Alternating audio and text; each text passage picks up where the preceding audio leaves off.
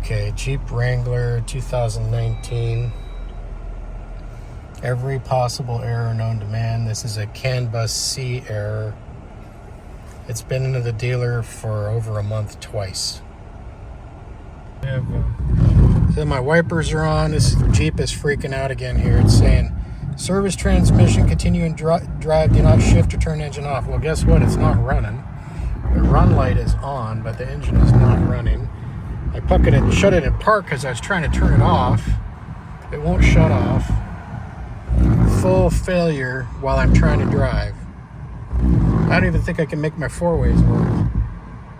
Okay, after a lot of trouble, I got it moving again, but my power steering's not working and my windshield wipers are on and I have them off. They are off. The engine fan is on full blast. I have to turn the steering wheel with all my muscle because, oh, it says service power steering. Yep, that's right. Whole damn thing is not working right. Everything, service everything. Oh, the wipers just turned back on or turned off and my power steering started working again.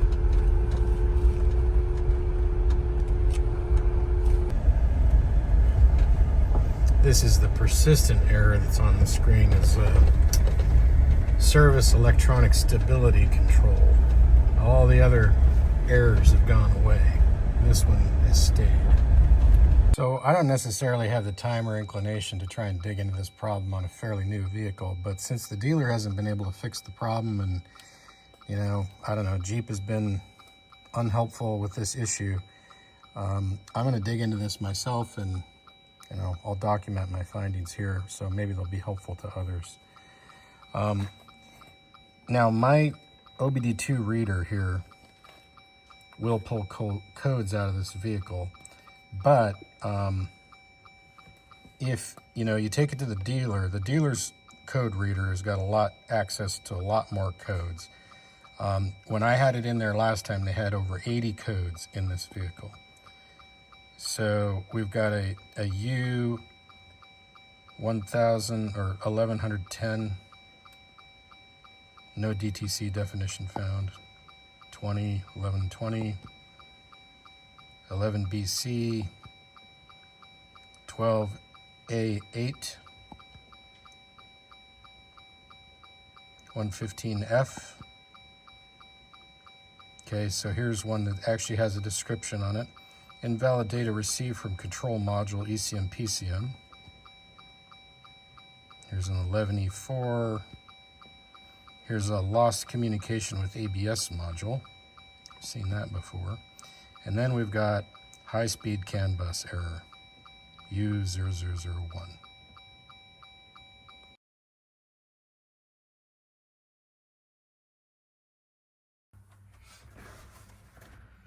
There, pop that off, and then there's a tab on the top here that you gotta kind of pop past. Pop this out and just lays down. The glovebox will lay down and get that out of the way. And there's one of the star connectors. That's the one they sent us. I can provide the number for that, but there's another one over here. So I don't know. I'd like to do them both, but we'll start with that one. This thing just pops off. So kind of slides one way or the other. Get it off of there.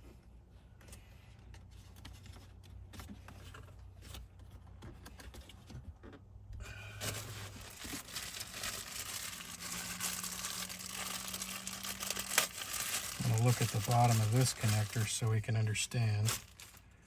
So some tabs. I don't know if it's like this in there, but there's some tabs there that we got to get that to slide out of.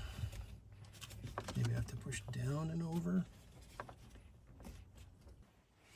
Okay, I got this. Yeah, I just had to push hard that way, which is counterintuitive. And that popped that off. And so I don't know if it matters, but I'm going to just put these in the exact same spot when I switch this out. Looks like I need a small flat blade screwdriver to release these. So I'm going to go get that. Okay, so I got a small flat blade screwdriver. We're gonna jam it in here on the towards the middle, basically, towards the inside edge, and push down.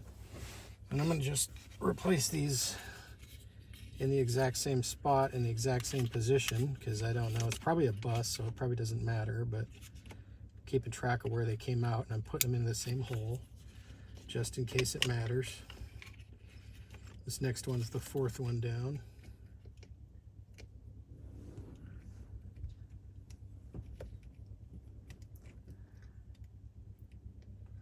Of course, the dealer had this thing for months, couldn't fix it.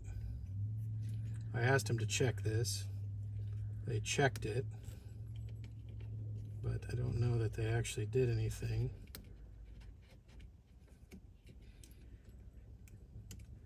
There's definitely a trick to getting these out. I got that one no problem earlier.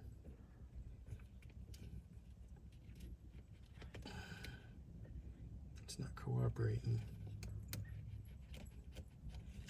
Come on.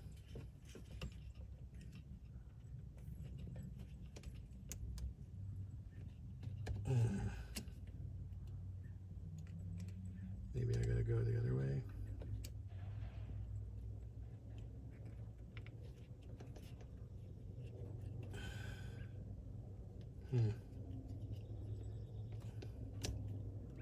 That worked great the first time. Let's see. What am I not doing right here? Oh, okay. Pull it out with the screwdriver. It goes in the fourth hole. Of course, you want to make sure it clicks in good. This one goes in the 1, 2, 3, 4, 5th hole on the back side. Just kind of working my way down. I guess I could go from the other side. But let's see here. Came out easy.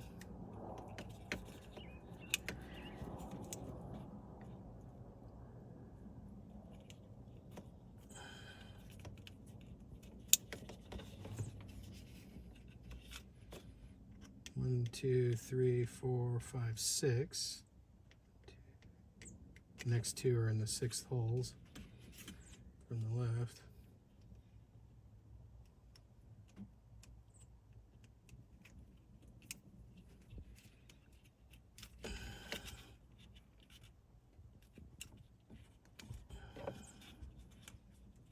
Two, three, four, five, six.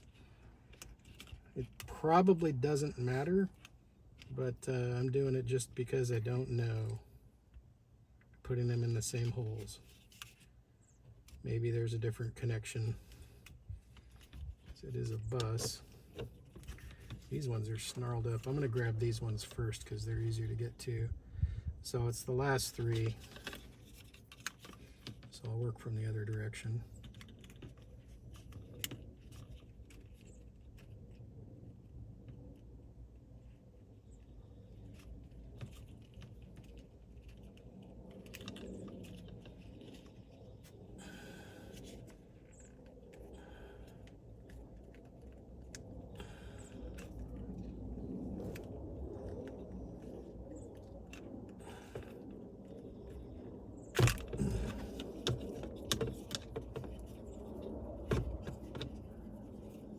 These are kind of just snarled up here.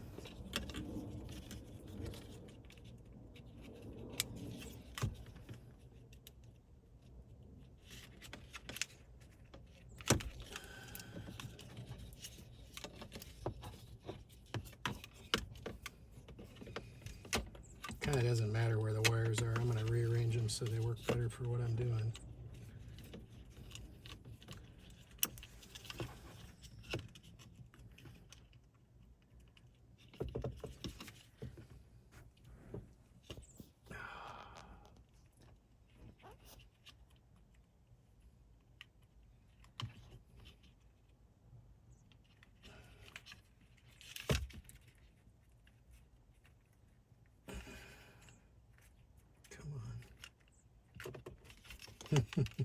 pull it out with the screwdriver, I guess. Kind of helps it. But you gotta make sure it clicks in and stays in, right? That tab is continuing to secure it. Okay, and then these, yeah, this one on the end is different, looks like. Yeah, this one on the end's got 3 wires on it, so that's probably providing ground. So I see a black wire in there.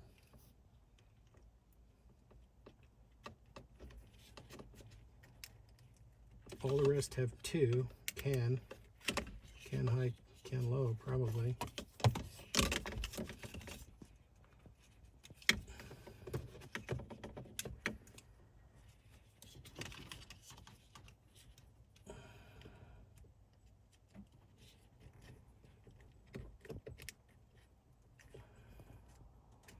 Break a fingernail doing this.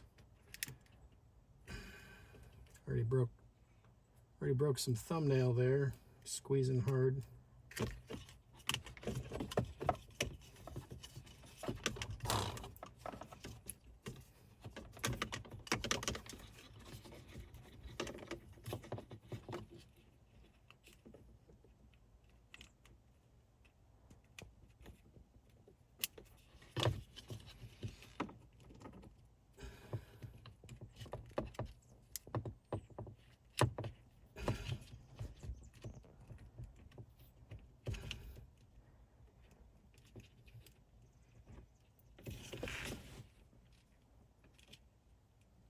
Ah!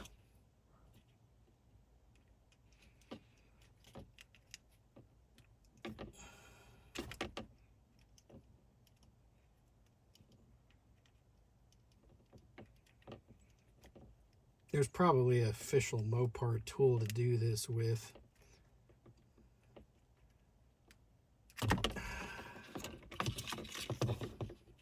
Somebody will probably comment that I'm doing it wrong. You know what? I've had this at the dealer for way too long. Couldn't fix it. I'm hoping that this will fix it. The part was like $56 from Mopar. You can get it elsewhere for less. It's a Tyco electric part. I will put the part number and the link in the description for this if you want to get it from Mopar.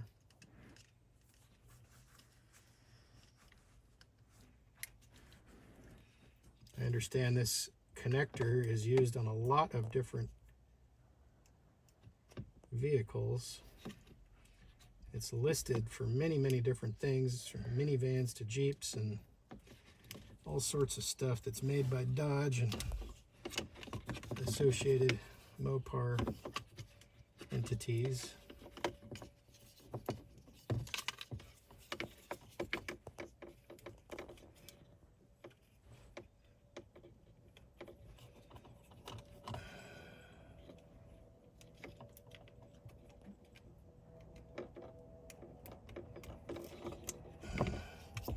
Last one.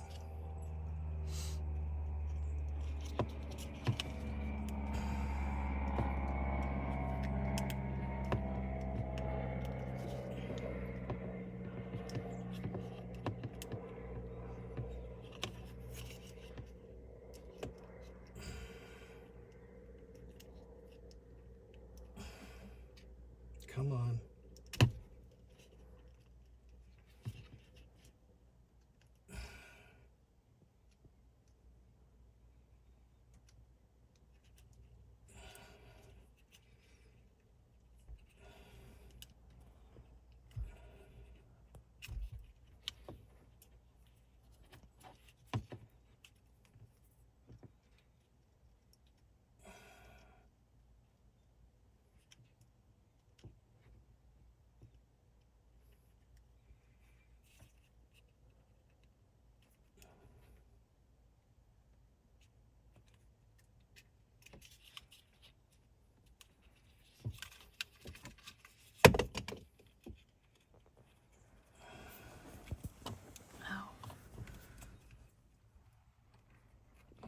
Okay, that's the last one. I'm going to go ahead and clip it back in.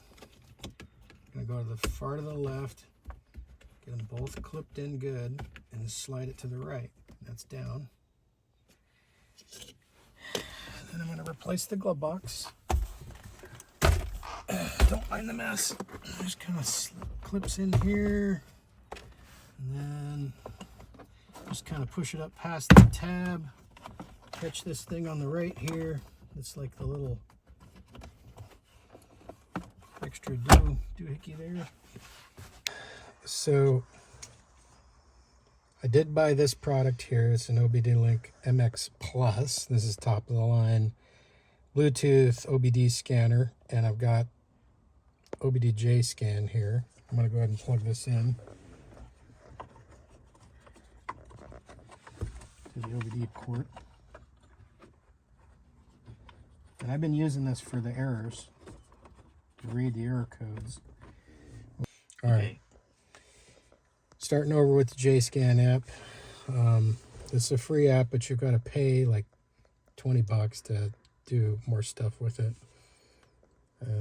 So we're going to go into Wrangler JL, OBDLink MX, do reading trouble codes. There's going to be lots and lots of color codes, or lots and lots of error codes. And you can click on them, and sometimes it'll give you more information, I think.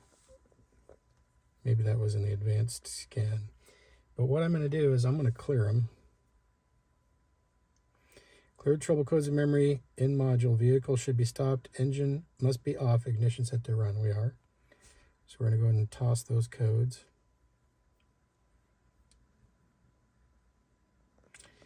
There's some that are permanent, so maybe those don't go away. Those are probably dealer codes.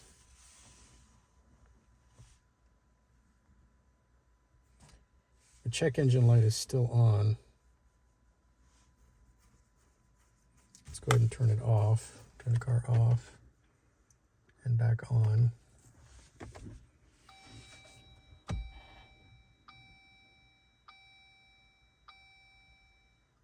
I'm going to start it. Okay, check engine code, or check engine light is off. I'm going to see if that's functioning correctly. Okay.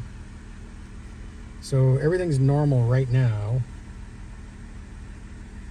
I'm going to go ahead and drive it. By the way, this thing gives you all sorts of stuff, this app. You can dig into different advanced stuff in here.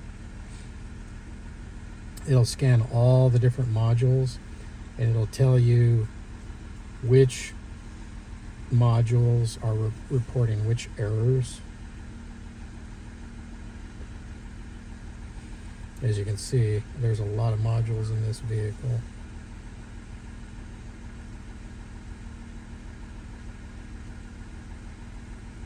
So it's saying trouble codes reported by airbags, ABS, and this is all lost communication stuff. This is all Canbus C related stuff. All just data communication errors. I think I'm going to toss these too. Engine must be off. Ignition set to run. Let's do that.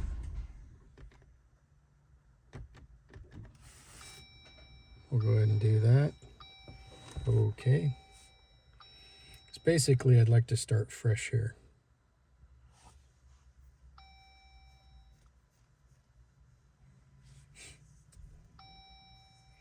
So if we get fresh error codes, we'll know.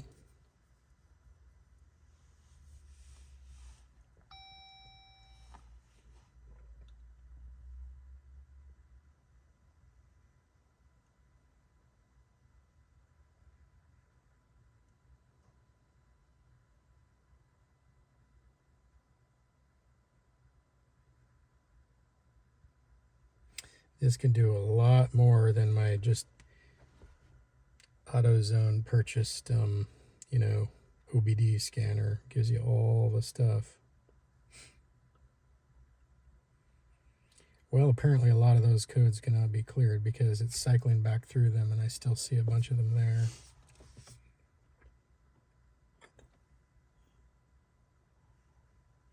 We'll see. Yeah, so a bunch of them are still there. But this product works for lots of different vehicles. It works for lots and lots of different Chrysler, Dodge, Ram products here. So yeah, not sponsored. I bought this with my own money and it works great. I will leave a link in the description if you decide to purchase one of these. It helps the channel. I get a little spiff from Amazon for you doing that. Appreciate it.